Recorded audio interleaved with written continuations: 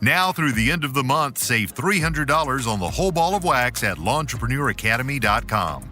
The whole ball of wax includes just about everything at the site, and when you use the code SPRINGRUSH at checkout, we will instantly drop $300 off the already amazing low price. Details are in the show notes.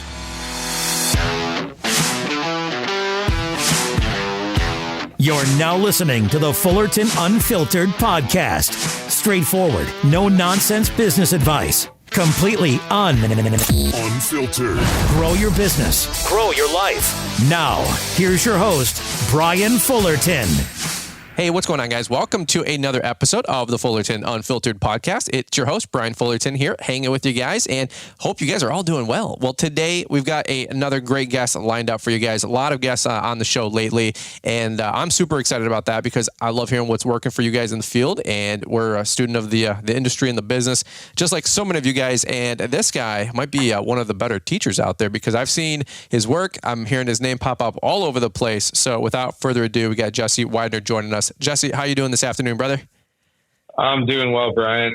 Thanks for having me on the show today. Yeah, absolutely, man. So I've heard your name popping up more and more, which means you got to be doing something right. That or you owe a bunch of people $20, you know what I'm saying? But yeah, that's probably the latter versus the former. I feel you there. But hey, anytime you can get the name out there and get some good press, it's always money in the bank. So if you guys have heard the name before, you've been on a couple people's show. I know you went to, if I'm not mistaken, the podcast summit at the Almonds. Just a bunch of great stuff going on, a bunch of great people there. And so without further ado, man, why don't you, if you want, take a quick second, maybe introduce yourself, and then we'll kind of go down the rabbit hole today. All right. Sounds good. Like you said, Jesse Weidener Landscape Solutions is my company. We are just north of Dayton, Ohio, in the town called Brookeville. It's about 25 minutes north of Dayton. We do a bunch of, we're full service. We do lawn mowing and we do landscaping, landscape installs, softscapes mainly, no hardscaping. We do landscape lighting, and I've got the mowing side of things, but that kind of just runs on autopilot. I'm really heavily involved in the landscape design side of things. Okay. And we do a lot of softscape jobs, but like I said, we don't really get into hardscaping, but that doesn't mean we don't handle jobs that involve hardscaping. I try to sub that out. I know a couple really good guys in town that do a lot of that for me. I just try to kind of stay in my own lane on the hardscaping side of things. We've kind of found our niche being a really high-end softscape company, and that's what we're known for around town. So we're making really good money at it. So I try not to, get into too many ventures at once. I like to master one thing before I move on to additional services and things of that nature. I got it, man. Yeah, no, I dig it. That's really, really cool. I know that Dylan Stevenson, shout out to Mr. Brilliant Gardens over there. Yes, sir. Brilliant Gardens. I know, man. The rename and the rebrand is so cool. It's awesome to see just the like the Dylan 1.0, the 2.0, the 3.0 guys. I feel like it's like Dylan 4.0 almost here, Yeah. He's killing the game over there in Springfield. One of my good friends. I mean, he's just doing awesome projects. And, we do, both of our companies are kind of aligned, like kind of the same way. We still do the mowing, like I said, but not really the focus. We kind of offer the same sort of thing. So me and him network back and forth back. We're really good friends now. Talk all the time about similar projects, help each other with designs. And, it's a really good to know someone that's kind of focused in the same areas that you're focused in.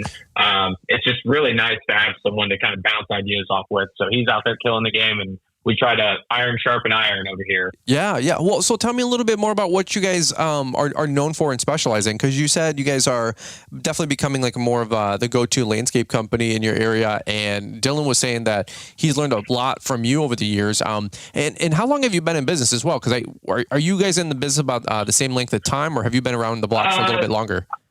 Well, I don't know. I mean, I just kind of like anyone, started when I was young. I went to college at Ohio State and got a marketing degree. Oh, okay. And during my time at Ohio State, I was running this company still just to kind of pay for, beer and whatever else I needed to pay for. The essentials. College. Yeah, the essentials. Yeah, the essentials.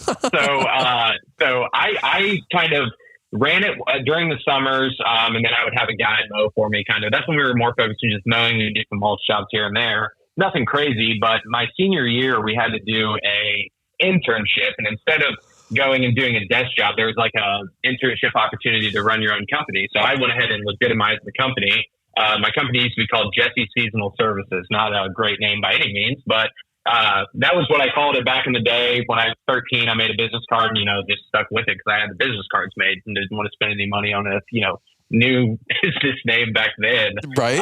But I got started officially in 2017, the summer of 2017. And, I ran that company during my senior year at Ohio State to kind of do my internship. Well, that kind of led into me getting into some bigger jobs, me making some decent money at it. And I developed a passion and kind of a passion for this and a hate for like desk job type stuff. So I actually had a couple opportunities to kind of do some co-op stuff during college. Okay. And I was sitting at a desk doing marketing, and I'm just like, I cannot do this my entire life. So I just said, okay, well, I'll run the landscaping company until I decide what I want to do with my life, essentially. And then after running it for a year, I was like, I didn't know if I had the end goal in focus at the start to do this my entire life, but I developed a passion for it. And we started to get into these kind of more, and it was, like you said, at the beginning, it was kind of just mulching, mowing. We started to get into these kind of like landscape redos and stuff. And I started to like that and just the community around it. I had created an Instagram account and saw what people were doing. And I was like, this is a really cool industry. Maybe I could actually, make something of myself in this industry, because I got the degree and everything. I'm thinking I'm going to come out of college making whatever, 50, 60 grand a year. But I wasn't doing that in the landscaping business, but I thought I could get there one day. So I ran it for a couple of years. And in 2020, we rebranded the company to Weidener Landscape Solutions and started focusing more on the landscaping side of things. Started doing, we got our first opportunity with a really good client of mine in 2020. And we ended up doing like $40,000 worth of work at this guy's house, did a whole landscape design and just did a massive property turnaround. Well, that's what sparked me into like kind of the path I'm on now, where I kind of stopped worrying as much about the maintenance side of things and started doing more design work and installing. And we've got into lighting since then, doing some natural stone stuff and, working on these bigger projects. And even if we don't offer something, I've been around long enough and talked to enough people around town where I do know someone that can do it. So I can still kind of like take on all these big jobs, but not necessarily have to have my hand in every single phase of the project. So I have a couple companies, Beyond the Lawn, Eli here, and Jeremy with Cable Bros Outdoor, two guys in my area that do hardscaping. And a lot of times, like, we'll take on the full job and just kind of we don't really sub out that work because I don't really want anything to do with it. It's more of like hey, talk to Eli for this. And we just kind of agree we're not going to compete with each other. We throw each other work back and forth all the time because necessarily he's not looking to do the softscape design stuff. He doesn't have a passion for that. And I do, and I don't have a passion for hardscaping and he does. So we've kind of just found like this symbiotic relationship where we can both take on these really big jobs and not have to worry about doing every single phase of the project that we're not interested in doing, which has been huge for us to do that. Like right now, currently, I'm working on designing a pool project, and I'm working with a pool contractor who's putting in like a $80,000-$90,000 pool, and then we're going to do like a $30,000 to $40,000 entire property turnaround, landscape lighting, a water feature, full plantings around the whole property. And I don't have to worry about anything with the pool, but this customer wanted us to design everything. So we're designing the full thing, basically shipping the design off to the pool contractor. He's going to build the pool and then we're going to go do our thing. So instead of me having to turn down this job because I don't work with pools, I can find a reliable company in town to do that. And we can still take on the project. So that's been huge for me to kind of just get through that barrier of, I can't take on these jobs because I don't do this, this, and this. A lot of times you can just find people in the area that do that. and work with them. That's actually a really, really interesting point and a great thought too, because I love what you said. Now these jobs that are coming across your desk, you can't say, or you don't have to say no or next. You're like, well, actually, hold on. Like, what do we really have to do with this whole project? And obviously this might not be for the first, week, first month, first year guy, but yeah, exactly. As your company grows, I'm sure you're like, hey, that's actually no big deal. I've got this guy for this guy for that. And I mean, honestly, that got me out of my wheelhouse. Probably a good 4 or 5 years ago, we picked up an HOA. It's a $30,000 account.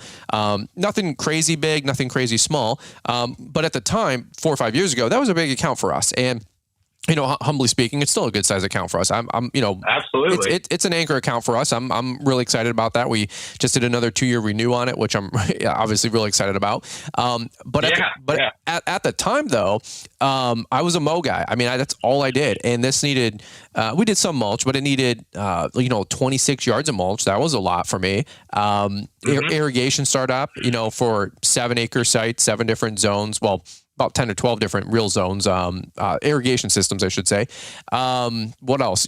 7 acres of fertilizer. They needed 4 or 5 rounds. Trying to think what else. Shrub trimming. Yep.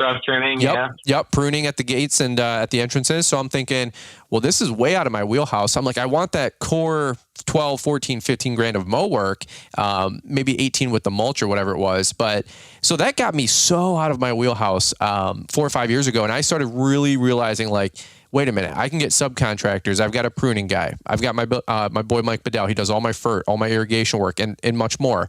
And so 4 or 5 years ago, I was like, no, that's way too big. I don't do the other services. But now I'm like, wait a minute, if I build a team, we can take on that stuff, just like you're talking about with that pool job.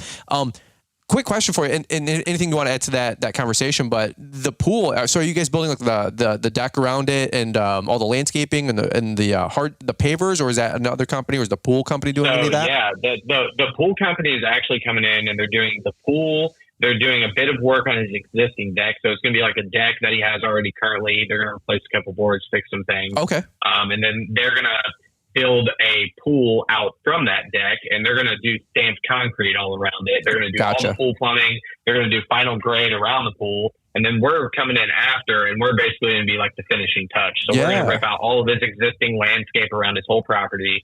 We're going to put in, we're working on a 3D design for him currently. It should be done here in the next week or so. So we're kind of designing it right now. We're going to get approval. That kind of process works. It's kind of like a back and forth with the client. We'll give him our first rendering. He'll look at it, make sure if he wants to change anything, we can. And then once we get that locked in, we'll kind of move forward into the quoting process and see what actually is going to get put in the ground. A lot of times people see something, they're like, yes, do all of it. And then they see the price and they're like, whoa, we need to take some stuff off. Sure. So hopefully that's not the case, because this guy seems very easy to work with.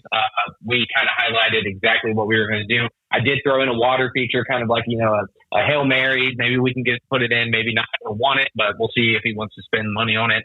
But we're going to go back and forth with him. We're going to lock that in, and the pool contractor will get the full design, so he knows kind of just the end goal of what it's going to be. He has his part already locked down. We're rendering in the pool design that he kind of drew up for us, that they agreed on. So the pool's already sold, but this way, if he knows the end goal at the start of the job, that way he can maybe be like, okay, yeah, that's the end goal, so they don't need this. We don't have to worry about saving this. We can move this out, just that kind of collaboration. That way everyone's on the same page at the start, and I don't get there when our portion is going to start around June.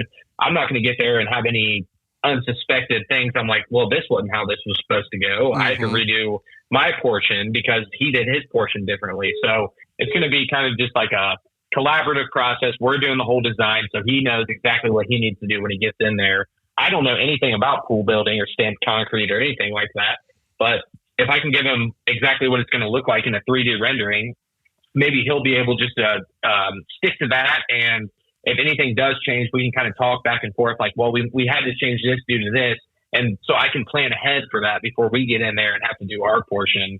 And we're going to do, like I said, full landscape design, full lighting, a water feature, sod, seeding work, just the drip irrigation, kind of the full deal at his property. So that's the biggest one I'm currently working on right now. We've got a bunch of irons in the fire, just with like our bread and butter work is kind of like these, I would say 5 to 15s, just landscape remodels, tear out, install. It's between 5 and 15 grand, kind of our bread and butter. We can get a $10,000 job done in 2 days or so, 2.5, 3 days, and hopefully quicker with this new equipment I have coming in later this year. So I'm just trying to, I'm not expanding the company. I should say I only work with 2 guys on the landscape crew. So we try to stay pretty lean and mean. Okay. And I am really looking forward to, I'm not really growing the company outwardly. I want to really dial in and get as efficient as possible before I start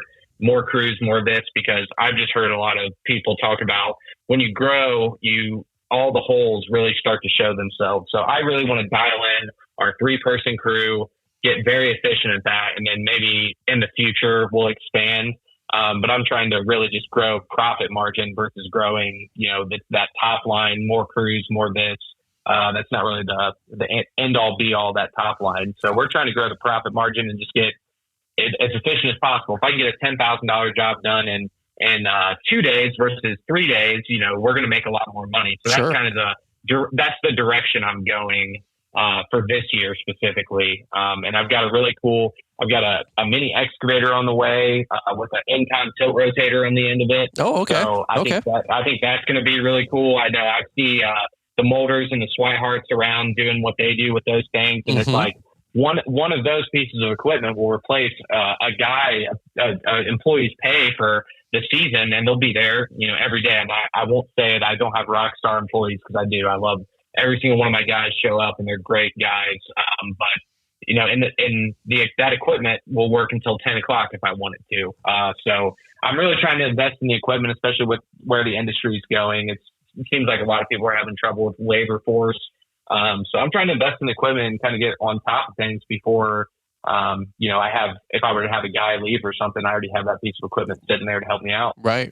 Well, and like you said, working on those proficiencies and efficiencies will 100% go right to your bottom line versus, like you said, not getting out of your lane, but starting a second crew, you might get a little, a little drag there first. And so you can get that up and running. And it's like, whoa. It's like, if there's still juice to squeeze out of this first crew and this first, site that you're able to manage and take care of, then why drop another, 6 digits in equipment and the headaches of pulling your hair out, trying to manage 3 more people on the team for the extra crew, mow or landscape wise, but yeah. And my mowing crew kind of runs on autopilot. Those guys, they don't even need me. So that's the only reason I keep that around.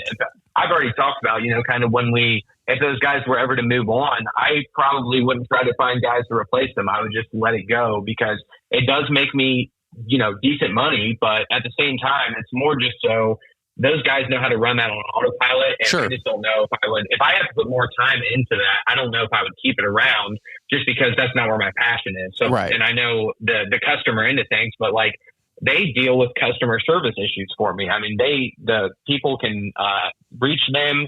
If they have issues on the property, they know what to do. They don't even have to call me. So that's kind of why I keep them around.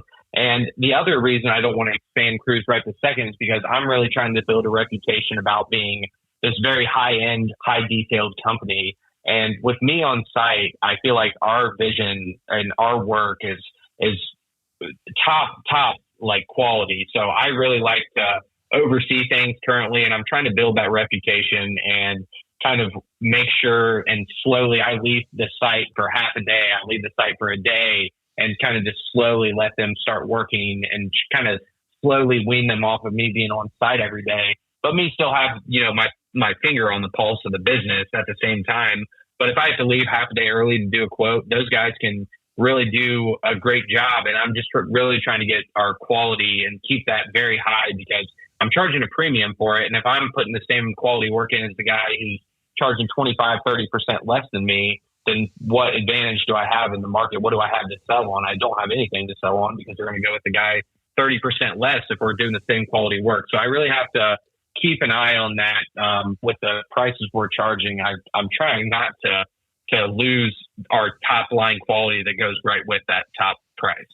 Looking to generate more leads and earn more revenue for your lawn or landscaping company this season and for years to come? Introducing Branded Bull, the small business marketing agency that helps other small businesses look awesome and grow. From websites and SEO to logo and graphic design, their team of experts will help your business get found online and earn more business. Hey guys, Adam Fullerton here with Branded Bull. We'd love to partner with you and help your small business look awesome and grow, stand out from the competition, and earn more customers. Give our team a call and let's discuss how we can help you take your small business to the next level this season. Today, it's too easy to get lost in the crowd, lose potential customers to competitors in your area, and be left behind. So if you're looking to establish an online presence, update that old logo, or elevate your brand's image, Branded Bull has got your back with over 30 years of experience doing the same for big businesses. Visit them today at brandedbullinc.com to see what they can do for your business. Tickets for the green industry's largest trade show and event, Equip Expo 2023, are now on sale. Brian has arranged a way to help you save 50% on registration for you and your entire team. Simply use promo code Brian at checkout to save half off, and we'll see you this October, the 17th through the 20th in Louisville, Kentucky. We'll also provide you a special link in the show description. That's such a great tip. I hope you guys heard what Jesse was saying, because that's actually something that I've heard quite a few guys talk about, especially some of the names you're just dropping, the Mulders and Jeremy, I think, Swihart, and all these different guys. Yep. Like if you're the third guy in the crew, let's say you're the third guy, and you could be billing that guy out for $50, $80, $100, $200 an hour for the hardscape crew. I don't even know. That's outside of my wheelhouse a degree. But if you guys are the owner on the job, right? Like Andy Mulder, he's on site. Like, and his level and attention to detail, similar to Jesse here, like that is going to come at a premium. And so here's the thing: if you want to make a premium, charge a premium, you got to communicate why you're billing the customer at a premium, quote unquote. And some customers are like, nope, just, renovate the landscape in and out, 12 grand versus the other guy for 20 grand. I don't care if I get a B, I'm happy. And some people, they want meticulous, they want immaculate. They want, hey, we're, doing a HELOC and we want to get the whole house renovated, the whole landscaping renovated. And we're putting 50 into this and we want it to be our final outdoor dream patio living space. Okay. Well, then they want Jesse, then they want Andy, right? And then they want that premium finish, and that's going to come at a premium price. And I think it's wise to just know like what type of business you're offering. And then, by the way, if you guys are in the field, know that you should be charging a premium. Like, I don't think there's anything wrong with that. Like, your guys' attention to detail and the quality of work that you're going to put in, God bless all of our guys that are working with us. Like, of course, that's the ante. They all do a good job. But again, just to reiterate, if you guys are on site, if you guys are doing the work, like, remember, like, you're doing the job of a $15 or $18 or $24 an hour employee. Like, there's no reason, quote unquote, if you're in the field that you shouldn't be charging $70, $80, $100, $200 an hour for your work, your effort. Like, that's the mindset shift versus just being a technician versus being an owner. And if you want to be in the field, again, that's fine. But just know that you better recuperate a premium for your self being on site, whether it's mowing. Of course, you're not gonna be able to charge $100 an hour for mowing, but nonetheless, like, you guys know what I'm trying to say. Does that kind of relate to what you're trying to get across, Jesse? Yeah, and I think that people should be, if they are the owner on site, especially in the design world, should be very clear with the customer of the difference of an owner on site versus a foreman on site. Sure. And the attention to detail and the level of care, especially if you're very passionate about what you do. I'm a total plant nerd and landscape nerd. I mean, I really try to get that across when I meet someone, to know that I'm treating this exactly like I would treat my own property. And I'm going to take every step and I'm not going to shortcut anything, just to get that across. And then when they see your price, maybe they'll understand a bit more about why you might be 20%, 30% higher than the other guy. And I found that I've sold jobs when they're getting multiple bids, which I really try to stay away from if they're getting multiple bids to even bid the project. But if I've gotten multiple bids, I've been 30, 40% higher and still landed the work just because they wanted to work with us. So wow. I think just telling your story and really trying to get that across to the client about how passionate you are about this goes a long way. Well, and that's the thing. I'm thinking out loud, like as you're talking to my brain's firing. I'm like, man, if somebody's like an awarded, home builder of the year, or architect of the year, or landscaper of the year, or whatever, like Dylan got his gold seal. Dude, he's big time in Springfield. I wish they had that in my town.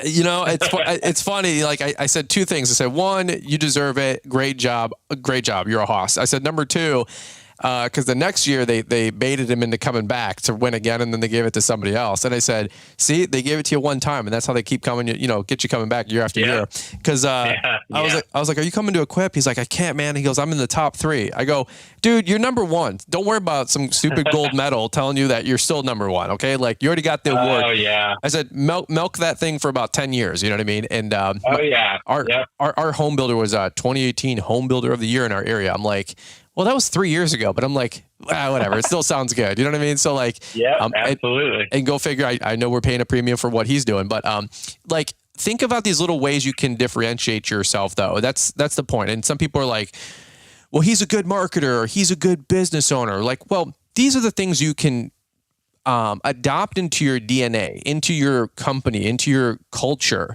Like my friend Mike Bedell, he's not just a landscaper; he's a horticulturalist. He's a degreed, design. I'm messing this up, but he's went to school. Went to school for design. Like he's not just no disrespect. He's not like a $15 an hour guy that just got into the industry 2 minutes ago, and so his price is going to be different from their price, right? And so I love what you're saying there, man. That's a brilliant way to approach your company. And I don't even think our designs have came a long way over the years as well. Caleb Allman recommended a couple of textbooks to me back in the day, and I ate up every word. One of them is a Norman K. Booth book. It's called The Basic Elements of Landscape Architectural Design. And I read that book like over a winter, and it changed everything about how I looked at it. And it's really helped me come along. I'm not even a landscape designer. I went to college for marketing. I didn't go for landscape architecture or horticultural, sure. But I've taken so much information in that just when I go out to people's sites and give them these designs, they can tell that I really know what I'm talking about. And Dylan and I went to a landscape lighting conference last July. Yeah, I heard about that. Lighting. Yeah. And we went down there for 3 days, and we looked at landscape lighting as like something just like an upsell. And we went down there, and our whole perspective was changed. It's an art that you're trying to highlight things and do different styles of fixtures, and just the way that these professionals were handling themselves and the way they approach landscape lighting. It was like a whole mindset shift. So we both ordered books and stuff on that. So we, this winter, both read up on landscape lighting. So I think as you move through your career, you can still be out in the field and still selling work, but just knowing that you're not a finished product, and kind of just keep learning and keep reading and keep getting better at what you do. And that will eventually build you into, when you go out to sell these jobs, you'll just be like, it just all comes to the front of the mind, and you can explain these things to clients, and they're kind of, you just show yourself as a very knowledgeable person, and they know that they can trust you on the property based on what you tell them. And that also helps kind of differentiate you from the next guy, especially if you're passionate about what you're selling. I love it, man. I love it. It's such good approach and thought process to adopt in your business. I was listening to a podcast. I think Paul had a guy on from the Synced live event, and he was like, I don't even remember. It was like some grand, landscaper guy. Like he did all these high end projects, like, $3, $5, $10, $30 million projects. And people are like, well, he's got to have a massive company. He's like, actually, it's 3 of us, and he's like the designer, and runs the whole thing, and then subs out of all the work. But he's known as like, I don't know, this is a stretch, but he's like, if Disney or Orlando or some grand Hyatt hotels putting in some landscape edition, right, and it's $5-10 million, like, this is that guy. This is the guy you go with. And he's done, like, quote unquote all of them, right? And it's like that guy, through his reputation. And by the way, I love the Almonds, number one, but number two, their quote, I just said it to Caleb the other day. It said, building relationships by design, or something. Yep. And I'm like, reputation. Building reputations by design. Yes. And I'm like, that's so money, dude. Like, that's what you guys are known for. You're building a rep, you're building your brand. And like, I just think it's all synchronous and with what we're trying to saying of like, if you want to know more, if you want to apply more, like Dylan said, he goes, he was saying how you guys went to that show and he goes, man, I thought like landscaping lighting was like a $2,500 upsell. He goes, I'm talking to guys that are doing $30,000 lighting only jobs. And he's man, like talking about putting in, there's guys out there that are doing, there's a guy in Columbus that we talked to and he had like a 800 fixture lighting project that went in that was over $500,000 for one property. Wow. And it's like, are you kidding me? Like in landscape lighting is such a, it's an art and you have to know what you're doing, but the actual physical work is not labor intensive. Sure.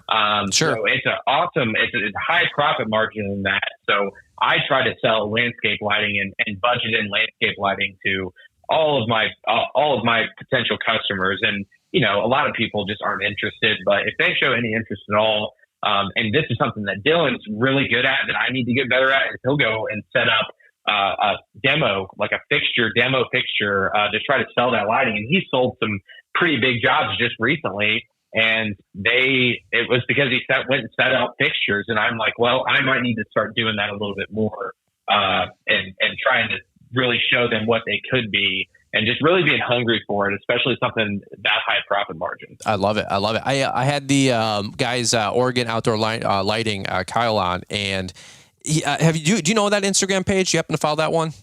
I don't think so.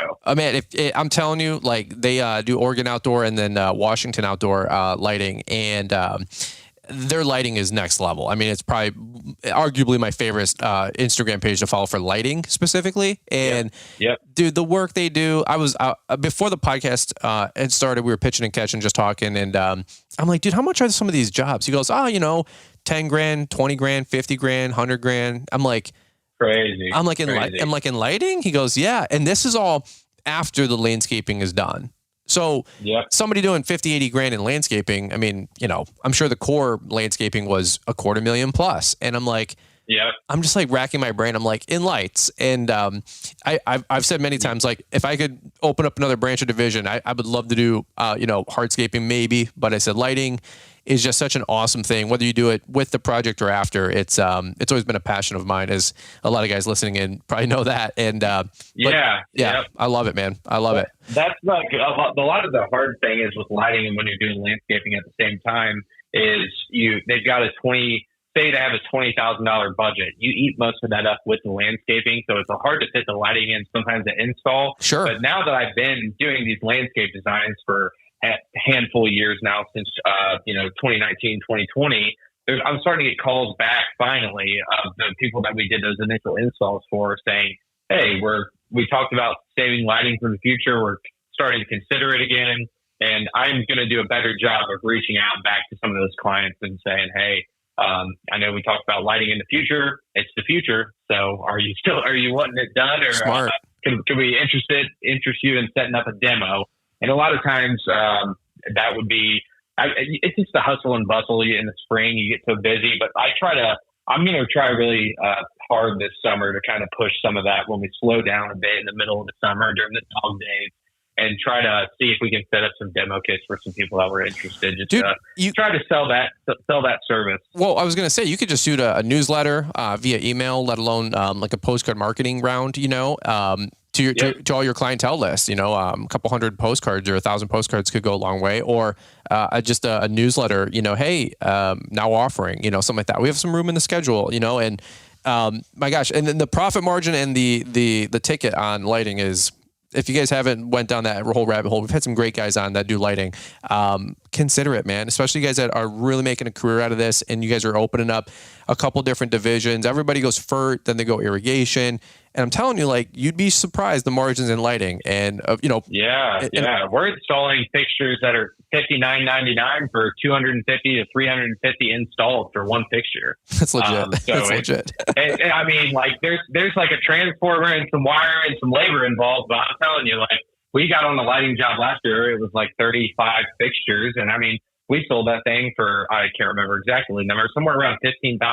And it's like, for 35 lights, and we were there for a day and a half installing them. And it's like, man, why can I not have 20 of those a year. And I wouldn't even do landscaping. I would just get a lighting company. That's awesome. That's awesome. That's the way to go, man. It's like you said, it's making good money, good profit, charging the right amount, of course, but also knowing how to charge the right amount for yourself and your expertise. And many people have said this, but if you're a person of value, like, you will not have to worry about making money. Like, and that's what you and Dylan and so many more of you guys listening in are doing. You're building yourself up. You're learning more. I always go back to my friend Paul Kamara in Rhode Island. Like, that guy commands respect. He commands premium pricing. He's got literally 50, 60 years. Like, his pop had him in the field at 5. You know what I'm saying? Like, that guy, with his quality of work, can demand, quote unquote, whatever price he wants. Or he's also just not interested if he's not interested. He doesn't have to do anything. He's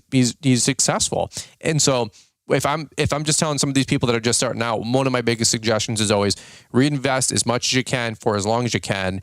And people go, yeah, I'm going to buy equipment. And I go, no, dude, it also means reinvest in yourself. Like, read, listen, go to a conference, go to events. You guys went to a lighting conference. I'm not sure who or what or when or where, but that was out of pocket. Nobody paid you to go. You paid to go, right? Yeah, it was actually pretty expensive to go. I can't remember exactly the price, but it definitely was more expensive than LAL, which I've been to a couple times, which was also really good. Yeah. And even though we're not not to be a self-ass for any conference, but like, just getting around like these people that are hyper successful, there's something to be said about that. So I try to make it to one at least every year, some sort of conference. I think Dylan and I talked about going up to Aqualand and doing the Greg Woodstock, water features and stuff. Yeah. There's really good profit margin in that too. And we're starting to get interest into doing things of that nature. So just being around hyper successful people, there's something to be said just about getting around the right people and just networking with them. Amen. That does really go a long way, regardless of what sort of conference you're at. I mean, a 10X or whatever the heck you want to go to, it's just getting around successful people is motivating in itself. Yeah. Amen, dude. I couldn't have said it better. And that's why we promote the events, guys. And it doesn't mean you need to be either an event groupie, but pick one or two things. They call them CEPs, continuing education programs, or professional development days, career building days, whatever you guys want to call it. It's more than just staying out in the field all the time. And that, I get so many guys out there, Jesse, that are like, well, I'm not going to make LAL because I can do a leaf cleanup that day and make $200, $600, $800, $1,200. And I'm like, bro, I get it. Trust me, I 100% get it. And the broker me gets it. The less broker me gets it. Like, I'm still all about making the money too, but you got to take some time to educate yourself. You have to take time to catch your breath. And the dividends. Let me ask you, Jesse. I'm not here to give a pitch, but like, do you feel like the money you invested and also the money, quote unquote, you lost out on that you could have been in the field producing that day, do you feel like the lighting conference that you and Dylan went to is going to exponentially make you more than what you could have produced or spent going to that conference, for example? I wouldn't have been able to do that $15,000 lighting job without going to that conference. Wow. Okay. I wouldn't have been able to. It was like it was highlighting mature landscape. It wasn't just highlighting a house, which I'd been doing, and just going there and getting that knowledge and they have like this, like a team building, like you go on a team with like one mentor and then like 10 people. And we had to highlight, we were responsible for lighting up this area in this college that we were at. And just how, like, the way that they did stuff and the fixtures they were using and the applications they were using, I actually postponed this lighting job until after I got back from that conference because I knew how much I would learn. So absolutely, it did pay dividends. And even LAL, I had a 10-minute conversation with Bedell about commercial snow. And I mean, I bet I made an extra 15 to 20 grand, not this past winter, but the winter before that, just based on that conversation with Bedell for 10 minutes. Hell yeah. Just kind of how he was doing stuff. And it's like, man, both of those conferences were easily worth the amount that I paid and the time that I took off. Well, dude, so okay, so that's what 15 minutes with Bedell can do for you. And people are like, $99 for a coaching call or $249. I'm like, folks, like if Stanley Dirt Monkey or anybody else opened up a coaching call and said $4.99 an hour, I'd look all of them. Okay. Like now back in the day, I probably only been able to buy one, but today money's getting better. I'm like, I would buy 3, but like the fact that you can buy people's 10s, 20s years of experience and education for $100, $200, $300, $400, $500, folks, it's not a pitch for you to buy coaching calls with me. I couldn't care less. Like, frankly, I'm building my house. I'm busy. Like, we'll get it scheduled, but like, it's not the hustle. But like, if you get guys like Marty Grunder or whoever, and they were like, hey, for $750 an hour, and some people are like, no way, Jose, and other people are like, I'll book 5. And again, like these conversations, they pay huge dividends. I mean, I've spent hundreds of dollars with Bedell buying steak and food and just going to events and places and hanging out with him. And I think the first year doing commercial snow, we did 30, 40 grand. Like that was worth, I don't know, let's say 3 dinners at $100 a pop. Like, and just getting around that kind of mentality. I mean, I got to go to a breakfast with Troy Clogg and we were there for 3 freaking hours. Like, everybody I talked to says, man, I talked to Troy for 5 minutes at LAL and like that dude just oozes smart wealth, just success. And I go, I know. And I'm like all excited and giddy every time you get to hang out with him or other people at that level. And I mean, from a Keith Kalfas to a Stan to whoever you get access to, man, it's just like you said, iron sharpeneth iron, man. So I couldn't agree more, dude. You're in good shape, and it's good to just get a quick pulse on what you guys got going on.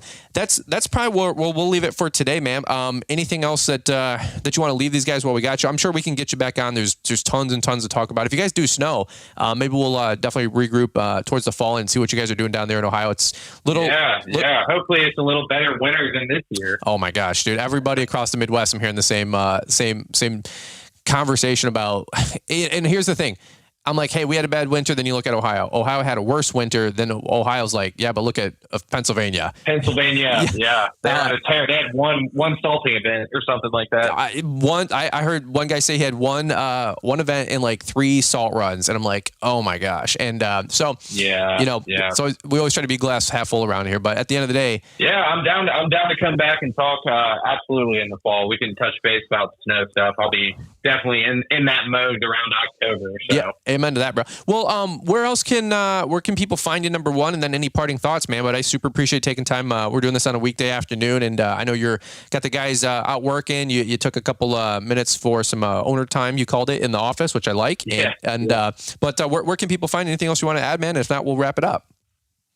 Okay, so on Instagram, I'm at Weidener Landscapes, Weidener Landscape, and then if my parting thoughts would just be to reach out and really try to network with people in your local area. It's helped me expedite, years of mistakes that I could have had. So just get out, network with people, find the person in your area that you look up to and try to talk to them. I talk to people just on DM all the time, just trying to pick their brain because I feel like most of the time I don't know what the heck I'm doing. So I try to talk to people that do know what they're doing. And maybe they can help me out a little bit. And I just try to get a little bit better every day. So that would be my words of limited wisdom that I can offer. I love it, man. I love it. Well, let's button up with, I think you said, where can people find you?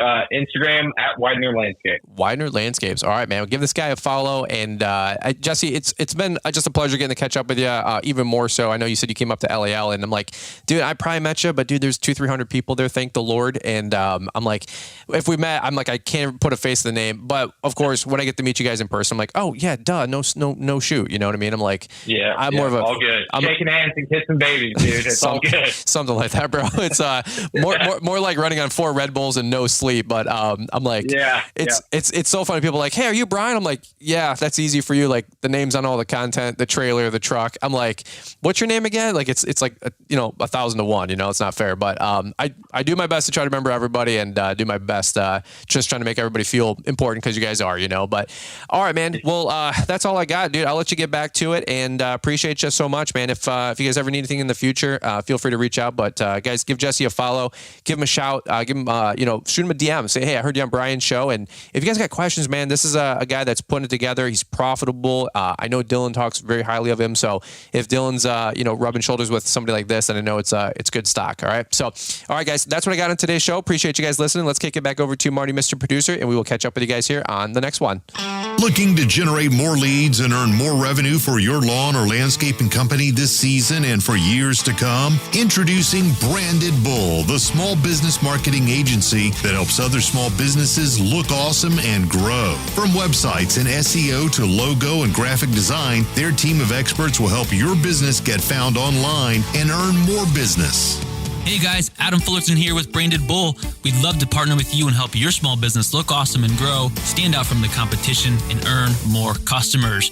Give our team a call and let's discuss how we can help you take your small business to the next level this season.